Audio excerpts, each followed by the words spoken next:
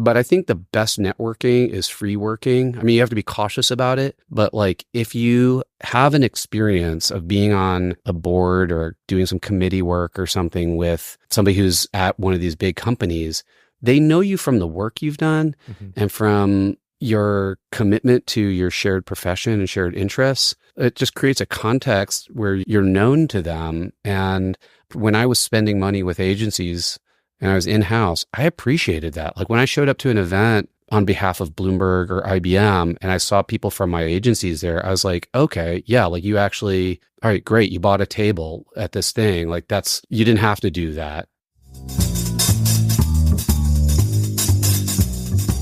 Welcome to the Digital Agency Growth Podcast. I'm your host, Dan Englander. Today's episode is brought to you by our company, Sales Schema. Are you tired of relying on unpredictable referrals to grow your agency or B2B service company? Yes, Dan, I am. So maybe you hired a salesperson or a lead generation company and your efforts failed miserably. So here's the problem. When it comes to selling agency services and other consultative offers, cold outreach doesn't work. And that's because there's so much competition and noise. And the scarce resource is not differentiators, at least not with the prospects who don't know you yet. So what's the scarce resource? It's actually trust. And at Sales Schema, we've worked with over 100 agencies and B2B service companies since 2014 to help generate qualified meetings and keep the pipeline full so our clients can achieve their dreams. And I put everything we've learned into my book, Relationship Sales at Scale. And to learn more and pick up the book, you can do that by going to salesschema.com/RSAS. Again, that's salesschema.com/RSAS. Today on the show, I'm very excited to welcome Ethan McCarty. Ethan is the founder and CEO of Integral, an award-winning employee experience agency serving leaders of comms, HR, marketing, and technology at global and local organizations. Ethan was formerly the global head of employee and innovation comms for Bloomberg LP and global director of social strategy for IBM. He has more than 20 years experience leading digital communications, engagement, and marketing initiatives at scale. Also, this interview is a little bit different because we had the chance to do it live in Integral's offices in Midtown Manhattan. So that was a lot of fun getting to check out their digs. I really enjoyed Ethan's perspective because so much of what we talk about on the Digital Agency Growth Podcast is working with clients who are selling things to customers, to end customers, wherever they happen to be. But Ethan's focus is on employees, and they've done, as you'll hear, a lot of research into how things are changing and how things are progressing. For the sake of posterity, just so you know, this interview was recorded back in February, so there might be some topics that are a little bit older, but I still think it's sometimes interesting to hear that time capsule. We racked up a little bit of a backlog, which we are taking steps to work through much more quickly going forward. So appreciate that. Appreciate your patience with it. So without further ado, please give it up for Ethan McCarty. Ethan, great to have you on the show at your home studio advantage, I should say. Oh yeah, it's really a pleasure to have you here. Yeah, we set up this nice little room here at Integral's office that has some microphones in it and some acoustic paneling. So hopefully we get a good sound for you today. Yeah, I know that's really cool. And hopefully we'll have time to dig into your experience with podcasting and everything like that. To set the stage, we are in, I guess, what is Flatiron District / Union Square-ish. Yeah. Great area. It's kind of three neighborhoods at once. Yeah. It was kind of Chelsea, Flatiron, Union Square. We're on 19th. Yeah, exactly. My first question is, can you dig a little bit into your background, how you got to this, how you got to building Integral, the space that we're in right now, and so on? Yeah, well, I didn't mean to start a company. It wasn't like a kind of life plan. I know a lot of people who are in our profession are kind of serial entrepreneurs, or, that's always been a driving sort of idea for them. I worked in-house for more than 20 years, for a while as a journalist, and then I spent 13 years in communications and marketing roles at IBM and then at Bloomberg as well. And about a year before I left Bloomberg, I was at an event where I led a discussion, a panel discussion about employee activism. And some folks came up to me afterwards and said, hey, would you ever be interested in starting an agency? And at that time, while I loved working at Bloomberg, I was kind of like, I could maybe see a different role here or something. So I was just open to ideas. And They ended up helping me start this business, almost 6 years ago now. And the work that I had been doing in communications, marketing, always with employees as a kind of core audience of that work was the business model. I mean, we could see the kind of trend lines, many of which accelerated greatly during the pandemic, but, we could kind of see the trend lines of more sort of agency in the hands of employees, more publishing power, more persuasiveness when it comes to product selection and brand. And, it's kind of an area of communications and marketing that is historically kind of a second tier or, not really a primary focus of investment. Meanwhile, it's an ascendant group in terms of its influence, employees. And you can see that in the news, and we can talk more about that if you like. But that was, to me, to be able to translate some of the work that I'd done with IBM and with Bloomberg and some of the things that I had been learning as I shared some of those things with other companies and start a company that does that. Like, that's the kind of main attraction as opposed to a staff function. That was very attractive to me. Yeah, that's great. And what I find kind of interesting about the employee experience, employee engagement space is that you get to harness a lot of the same creative energy that you would in an agency, but you don't have to always just try to get people to buy stuff. It's like a lot of other actions and a lot of other engagement like that. Can you talk about what goes into that? Like what do you, when it comes to building an employee experience campaign, what makes it similar but different than your typical agency kind of getting people to buy stuff model? Yeah, well, I think you're right that there's a sort of singular focus on conversion or steps in, converting someone to a customer that are very different in the employee space.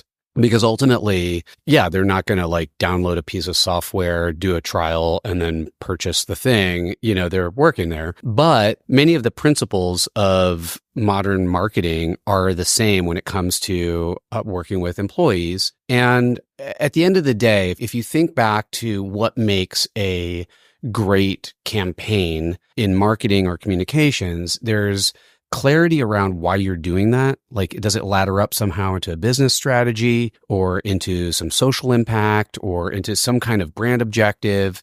And if you have clarity around that, that's the first input to this equation that I use all the time. And it's intentions or, kind of strategic intention plus content plus interactions equals experience. And, in our field, it's employee experience. So what we try to do is just like you would do with a sales campaign or advertising campaign, we try to get some really good clarity around, well, what are we actually trying to influence this group of people to do and, have the confidence and the knowledge and understanding to do. And then can we provide the right content that would support that decision-making for that individual or that group of individuals? And then all the interactions along the way, are they smooth? Are they purposeful? And does that result in an experience that is compelling? And so the inputs might be different in an advertising campaign because, there's that kind of singular focus of trying to convert somebody to a sale. With an employee-focused campaign, the sort of intention may be quite different. It might be, wow, we have 10,000 employees at this company, 4,000 of them are salespeople, and we're introducing a new sales technique. Can we ensure that those 4,000 salespeople have the confidence and the information they need to do that new sales technique? So because we think that new sales technique is going to allow us to gain more share of wallet in a certain customer set. So if you have that clarity at the outset, all right, great. We want our salespeople to grow their book of business in a certain way. And then we got to create all the right content. Like, do we have all the materials that population would need? Like, the content might be things like an intranet article that shows how somebody who's just like them was able to do that, and didn't, they took some personal risk or some professional risk. They had to learn how to do that. It might be the sales materials themselves. It might be some technical information. There's all kinds of content that might be behind that. You might even be very high order content, like the company's values or mission. That content, is that available? And then you need to build all these interactions around it. And the interactions can be anything from highly mediated digital interactions on a mobile app or on a intranet or on a, whatever tool that you're using. Could be on LinkedIn, for example. But it could also be in-person things like, does the sales manager know how to run an effective stand-up that morning so that, she can lead that meeting in a way that people feel comfortable asking questions? Well, those kinds of interactions, that kind of content happens all the time in the workplace, many times bereft of the strategic underpinnings. And so like you're creating this experience no matter what. Yeah.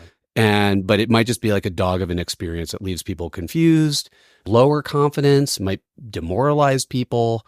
And then you have those performance issues. You have people who will literally quit the job or even undermine their employer or whatever thing. They'll show up and not be able to get the job done. They might be frustrated, and they certainly won't be able to do that main objective that you had, which was to do that sales more effectively, for example. Yeah, that makes a lot of sense. I think one topic that was floating on in my head as you were talking is, I think in the agency space, a lot of the times we don't always practice what we preach, right? Mm. And I had this today where we do outreach, right? We do sales outreach and that kind of thing to get meetings for clients, as you know. And we do that for ourselves, but we hadn't been treating ourselves as a client, and sort of like giving ourselves the red carpet treatment in the same way. Yeah. How does that play out in terms of the experience at Integral? Like, can you apply all the same stuff that you're giving to these ginormous companies? Or how does it change when you're dealing with, your own culture? Yeah. Well, I think that's a great question. And I really appreciate it because it was actually one of the motivators for me to start the company. And, something that I feel also is deeply held by my co-founder, Taylor Shaver. We work with these companies that operate generally at enormous scale, tens or even hundreds of thousands of employees. I mean, we work with smaller companies too, a couple hundred people. And some of the like best practices that we deploy for our clients are the design to work at that scale. And so they look funny if you're talking about 20 people, but some of them work really well. And they're almost like, I think of some of our rituals as a company as almost like a fractal, it's like you can make them as small as you want and you just always see another version inside of it, or you can grow it as big as you want. And it's always true to what it was most essentially. Some of those rituals? Yeah. So first of all, we developed our values collaboratively as a team early on. And, rather than having the founders just declare like, here's what we value, surely we had a lot of input. I mean, at the time, I think there were 4 of us. So like it was, anyway, and we've kind of made those values really central to our work. And so every day we use some performance management software that allows us to thank one another and congratulate one another. And generally speaking, I would say probably 95% of those shout outs to people have one of the hashtags for our values built into it. You delivered excellence, or you managed to the client's reality, or you habituated growth and agility. I mean, so we really try to make that part of like kind of the daily language in our company. Also, I think everybody here is very aware that while we work for companies, very often the beneficiary of our work are the employees of that company. I mean, we help to create greater clarity when you're that's one thing that everybody craves in their work. You want to know what's going on and why you're doing it. And so I think we've attracted a group of people who are driven by that mission of wanting to, we really do want our clients to make more money, and we want them to do that in a way that is beneficial to all the people working at that company too. So people participate in that feeling of exercising their own competence and, being compensated for that. We do a lot of like some of our rituals. Every Monday, we do a weekly update with our whole team. And, we schedule 40 minutes for it. Today, I think we got through it in like 20 or something, but we always open with something fun and close with something fun. Everybody just shares what their 3 priorities are for the week. So we have very, very good situational awareness across the team. Every morning, everyone at this company, pretty much everybody, we try to do it every day, but some people like myself, maybe do it 3-4 times a week. We write a stand-up in Slack that has the same 4 components every day. What's your work vibe? And that's an emoji that sort of helps people understand what kind of energy you're bringing to your work day. What'd you get done yesterday? What are you trying to get done today? And do you need any help? Do you have blockers on anything? And again, it's like super collaborative and transparent. And then every week we do a retrospective about 45 minutes on Friday, where we each share something that went well for us personally and professionally, and something that needs to change. And then we make action items out of it. And there's a bunch of other rituals we do. We do playbacks. We share a lot of best practices internally. But generally speaking, we've brought a lot of intention, like I said, to the content and interactions on this team. And so when we are advising other companies, I feel very confident that we may not have the best culture in the world and be the perfect exemplars, but we sure are putting a lot of energy towards our ambition to have a great culture. And that is reified in the work that we do for our clients. So like our great culture and our ways of working should radiate positively into the work that we deliver for our clients. Yeah, that makes a lot of sense. And we're in the office right now, which is a great space, by the way. And thank you. How does that affect the culture? Like maybe you can get into the breakdown. Is everybody here, or do you have mixed people remote as well? And how does that affect those things that you talked about? Yeah, I think this is one of the things that many companies are trying to figure out and have been for a long time. I mean, personally, I started working remotely when, I was like a very early remote worker. I lived in Brooklyn and my office at IBM was up in Westchester. And they gave me this key fob that was like about the size of like a brick that had like this like number that would turn, and I had to like key it in through the VPN. And yeah, I was remote back when it was not okay. Yeah, it was not exactly. Cool. I remember being on these sales calls and just having people shoot me down. Oh, 100%. We're doing a coffee shop right now. Yeah, exactly. And it just went away. So yeah, and that definitely has changed. But I mean, so I kind of grew up in a like pretty remote friendly environment. I mean, IBM has definitely taken a different direction. I mean, there's some pretty big headlines recently about that kind of ending, but back in the day, I worked on a team with hundreds of people in dozens of countries, and we had all kinds of interesting technologies that supported that, everything from chat to the VPN to even some early avatars. I mean, we were playing around on Second Life with team meetings and stuff like that. And so my disposition in starting this company was I really want to have a strong bias towards people getting together in person. I think there's a lot of value in that. I also don't think that's the only way to work. And so we don't have any requirement for people to come into this office. We have team members in the Philippines, in Spain, in Maine, in Michigan, Florida, Ohio, Connecticut, New York. I mean, like we're kind of all over the place. And so, in South Carolina, Colorado, Arkansas, I mean, we're all over the place, which is, by the way, don't recommend. Makes taxes a nightmare because we have like a nexus in like 13 different places. But the ability to have great people do great work collaboratively and welcome people into our company in ways that feel very real and don't feel like there's second-class citizens to be somebody who's working remotely. I'm in this office like probably 3 days a week. I like coming here. It is great with clients. We've been able to do some nice events here, particularly for students, to be able to welcome students in. And we've had interns, some of whom want to be in person. It's great. But also like mandating it seems, I don't know, at odds with our business model, frankly. Yeah, that makes sense. I think that's helpful. And what I found is that a lot of the times people want to get into absolutes about working in office versus remote. And it's just like everything in life. There's pros and cons. Yeah. Well, and we've been doing, and I think we're going to talk about this in a little bit, but we've been doing some research for a few years with the Harris Poll. And one of the things that we find in our data is that folks who have more, I mean, it's kind of obvious or it's like intuitive. People have a little bit more control over their own destiny about where they work and when they work, generally are happier. Like they have a emotional state that is happier. Their mindset is more positive. And that equates to a bunch of behaviors, like your willingness to do volunteer work with your team, your willingness to buy your company's stock, your willingness to go the extra mile for a client, even if it is inconvenient for you, your willingness to advocate for your employer as a place to come work.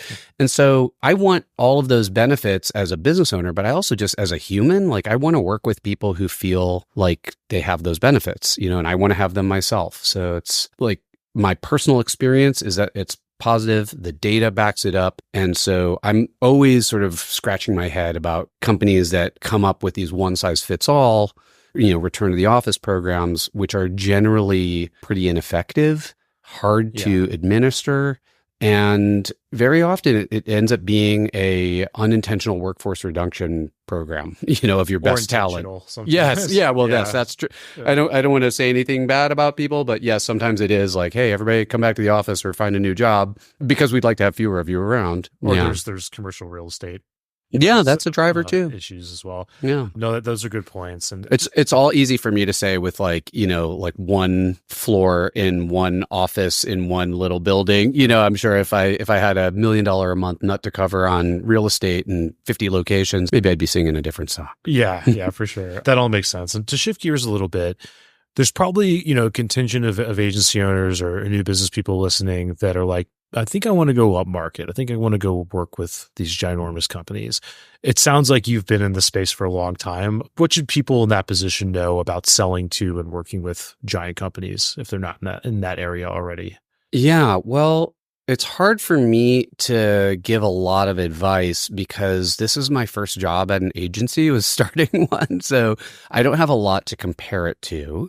One thing that I learned from being in-house, like I had a very significant agency budget at both of the big companies that I work for. So I worked with a bunch of big agencies like, the sort of Edelmans and Ogilvy's of the world, Havas and so on, and I guess I learned a lot from like how they were either interfacing well with me or poorly, particularly over the years as I was able to compare them. And one of the things that is just kind of obvious, but I don't know that everybody does it, is just to get really, really good at procurement and just dealing with procurement and not seeing procurement as the enemy, but rather seeing it as like every company has a bunch of hoops that they need you to jump through. And probably 85% of them are the same hoops. And if you can kind of get yourself so you're really disciplined about having that stuff in order so that you make the life of the procurement officer really easy, and also just be friendly to procurement people who, they just get beat up all day and they have like one KPI, which is like have lower cost, and they don't know what they're buying half the time. And it's especially for big companies, like you might be interfacing with somebody who just for the last 6 months was buying like paper products or something, and now they're trying to figure out like, oh my God, like what's a rate sheet or something, So just having compassion for that group of people and having really having your materials in good order. We very early on hired a just stellar bookkeeper who's become an essential part of our team. She's essentially like a financial officer. She's not our CFO, but she's a financial officer here, and she has incredibly good communication skills. She is really kind.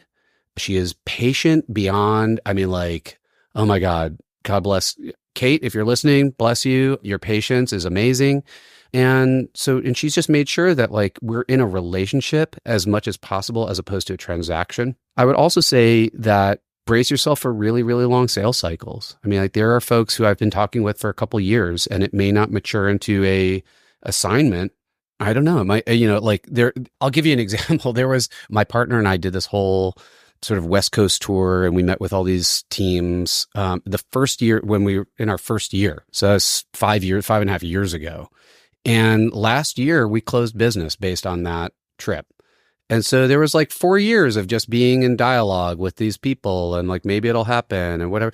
And so I think you just got to think about like really like if you're going to go for contracts with larger entities, they can move pretty slowly, and you kind of have to be thinking about the investment in the relationship.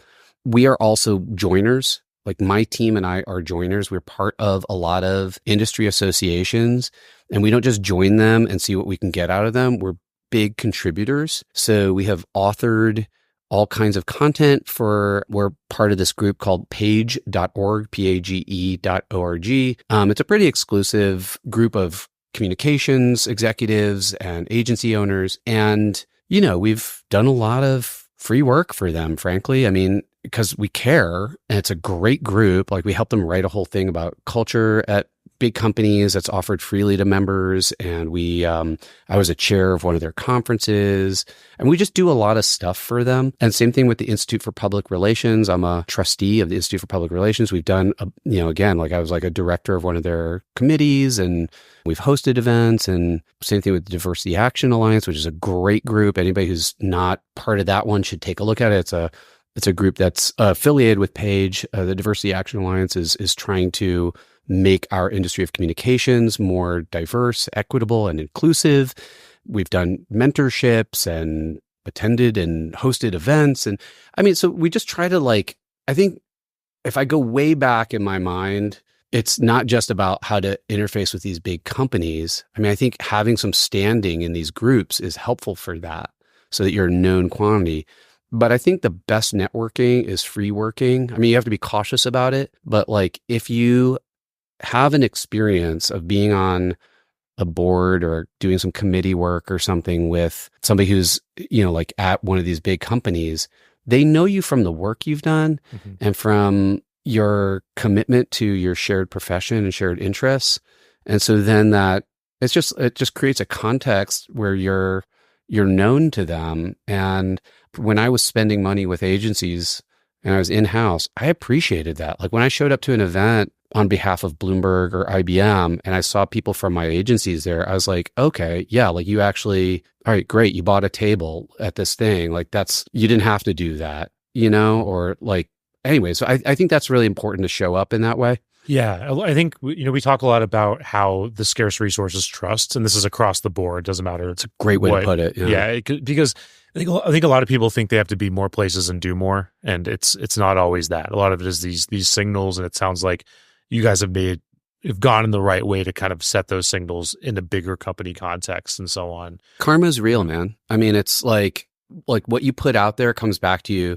You just can't expect it to come from the same direction, and so we're trying. I mean, we're a small company. I think to a person, we call ourselves integralistas.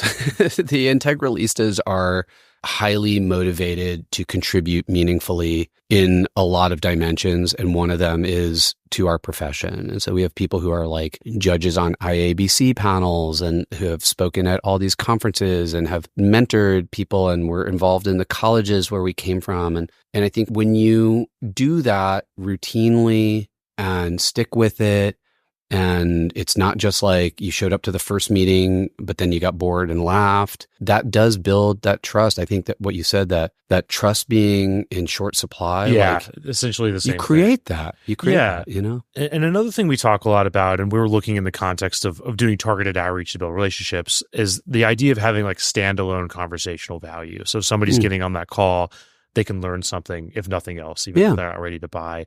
And I think you guys have done that really well. I know you're involved in research projects and that sort of thing, so that if somebody on your team talks to somebody in one of these big companies, they're leaving with something that's useful to them.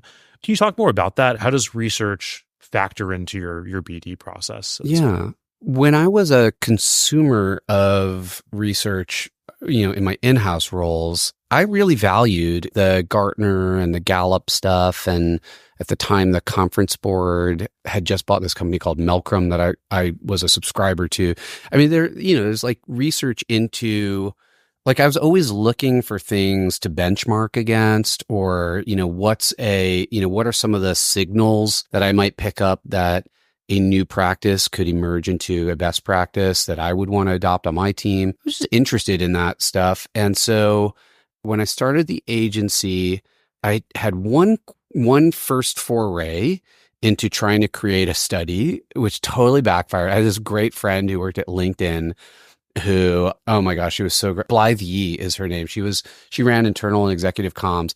And she was so kind to me. She was like, okay, I'll help you with this thing. And we looked at it and I got it in the field and it was just terrible. And the whole time she was like, good luck. And it was so sweet of her, but it was just terrible because it was this 8 million question survey that I sort of put on SurveyMonkey, and it just backfired. I knew there was a pony there, because I just the things I wanted to know didn't really exist in the existing reports that I was seeing. It was somewhere between the Edelman Trust Barometer and the Gallup and Gartner stuff on employee engagement. And it just wasn't there, linking these kind of workplace perceptions with workplace behaviors and how I guess as a third vector, like how personal identity and brand identity overlap. And having learned from that and having been encouraged by Blythe and others to up my game a bit, I ultimately did put together the money and the time to invest in some work with the Harris Poll. And again, it's like I met the folks from Harris Poll through the Institute for Public Relations, and I met a bunch of PhDs over there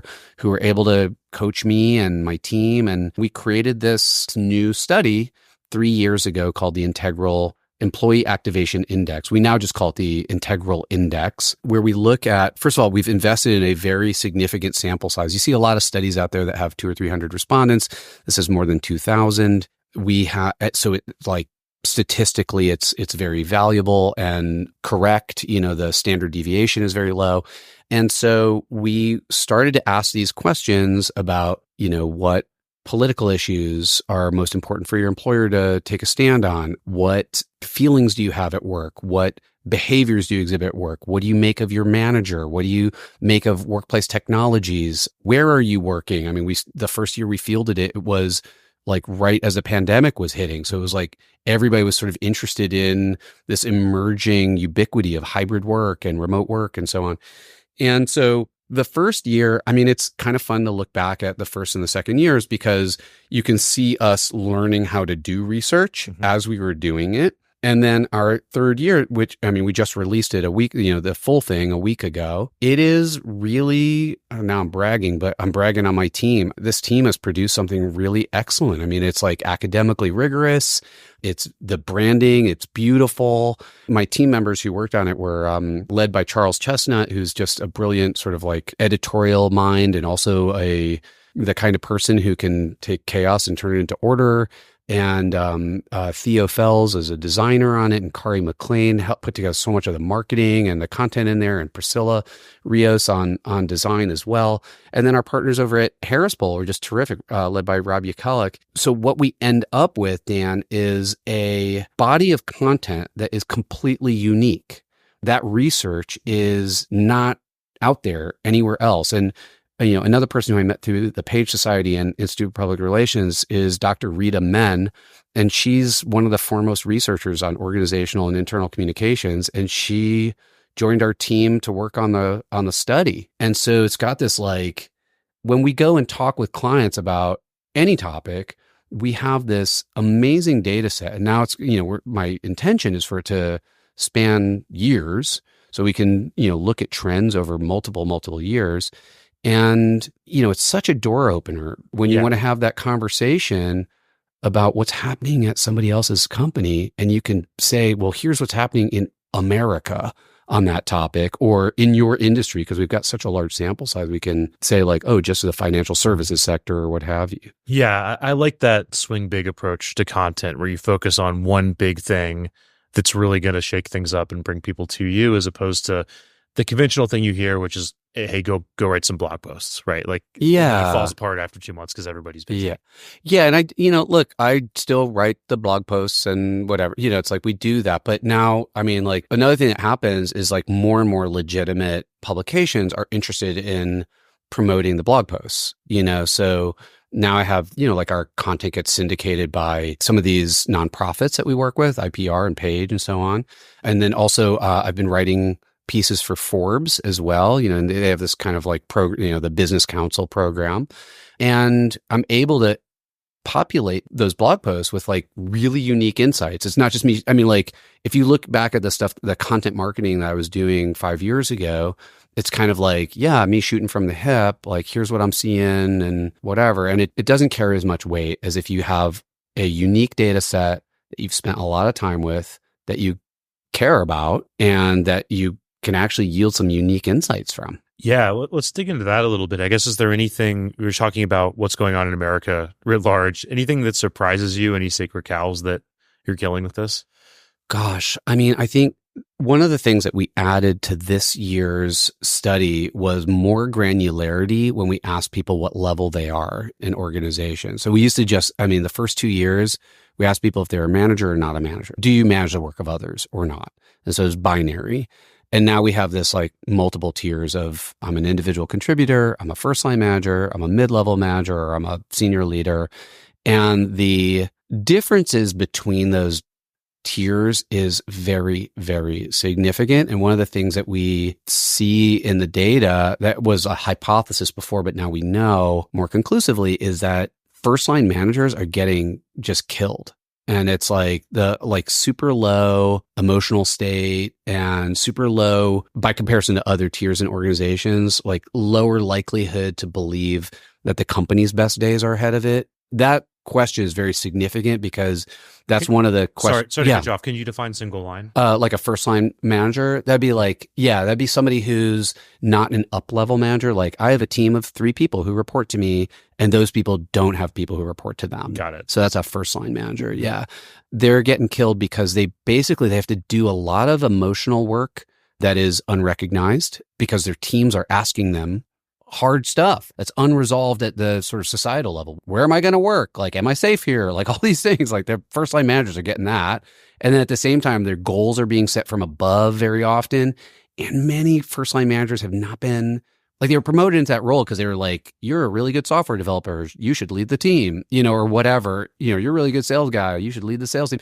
They may not be equipped for that. And so that's one of the things that we've been doing with our clients is to help them redefine what being a manager at XYZ company means. Like that can actually be imbued with a lot of meaning, and it can be a good thing as opposed to like kind of a productivity tax, which a lot of first line managers experience. The other thing I would say is Gen Z. Wow, I'm so inspired by, we have people who are in Gen Z at my firm. I'm so inspired by their energy and just how just hardworking and thoughtful they are. And you don't want to use 3 or 4 people as, the kind of, sample size for an entire generation, but I'm very impressed by this group of people with whom I interact. The data, however, that we have says, that generation is really excited about work, really proud to have their, maybe some of their first jobs or their first big responsibilities outside of home and school and so on, but pretty grim in terms of what they think. Like, do they think that this is going to all work out well for them or for their company? Amongst the lowest numbers in terms of do they think their company's best days are ahead of it? And to me, that's really worrying because I think there's a sense perhaps amongst that generation that, this is really interesting and cool, but I think I'm working for a system that's broken. And I can understand why they would feel that way. Yeah, there's so much to dig into there. I think one interesting sidebar on the first thing you talked about is just management writ large. And it feels like it's one of these things that's like never taught to you. And it's kind of cynical, but you hear about like the Peter principle, right? Like everybody rises to their level of incompetence. And like, I don't know, I hope that's not actually true, but it seems like sometimes that happens in a management context. And it's like every single time you're out getting drinks with friends and they're complaining about their boss, it's like, oh, this is like a manager that just never was taught to manage. And that's like, it feels like 90% of managers.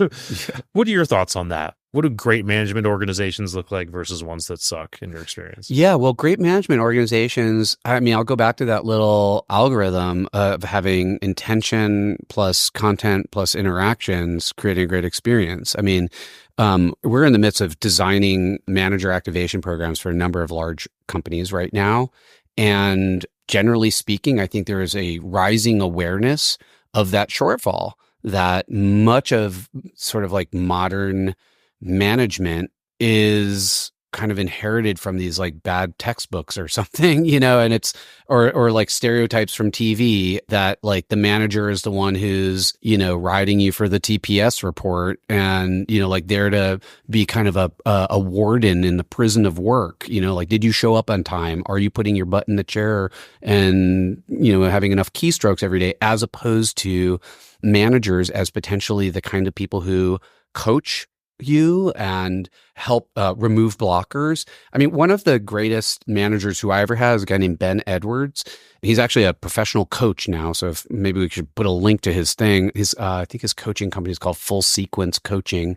But at any rate, he was my manager when I was at IBM. The last person who I think the last executive that I worked for there, I just remember him like early on saying, I see you're frustrated. I can work with that. Frustration means you're ambitious and you want to get something done.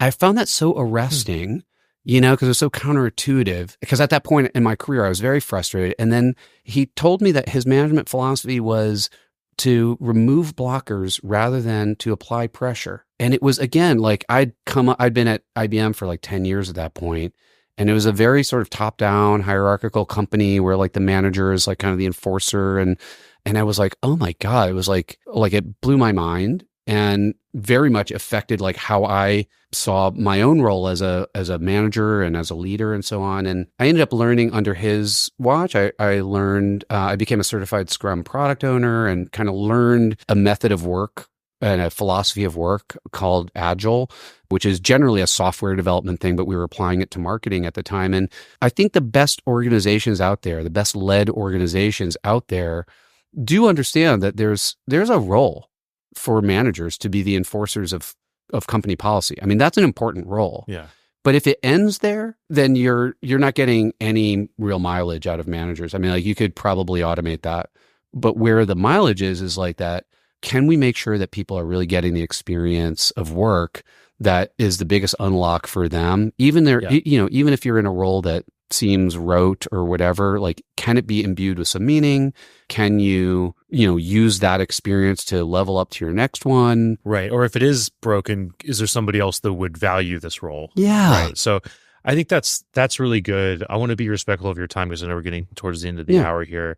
There's a lot more. I think we could do a whole other episode on Gen Z because that's really interesting. I guess to finish things off, what are you excited about? Like, what are you working on at Integral in the next few months? Well, let's see. What am I excited about? I mean, well, we went into this year really strong. So I'm excited about that. I mean, just having work lined up going into the year is a good feeling. I think we're doing there's some work that we're doing. It's difficult because I'm reluctant to, share the names of some of these companies that we're working with, but we're doing some work now, I think, that is helping. There are a couple brands that we're working with where we're really helping them to redefine themselves at a kind of DNA level. I mean, like literally helping them rearticulate their mission and their values and their purpose. And then not just like declare those things like an ad campaign, but like instrument them deeply into the company. And that kind of work feels really righteous. And it feels, and also, by the way, I mean, like it's premium work. It's the kind of work for which we can command a good fee because it's so special what we do.